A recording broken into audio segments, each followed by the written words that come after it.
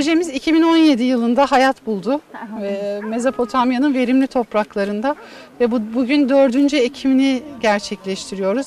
İnşallah daha önceki yapmış olduğumuz ekimlerde zaten beklentimizin üstünde rekolte alaraktan topladık hasatımızı.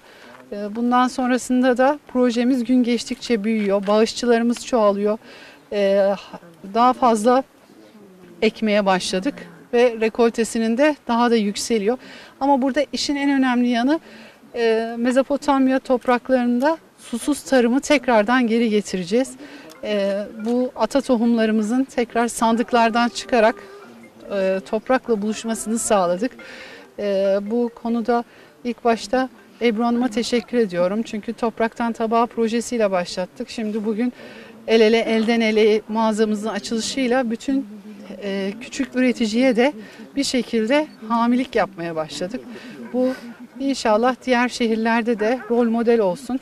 Biz buna Mardin'de benim milletvekilliğim zamanında hep diyorum bizler aracıydık. Burada tek başına hiçbir şey olmaz hiçbir yerde. Hep beraber birlik ve beraberlik içerisinde çok güzel bir proje ortaya koyduk.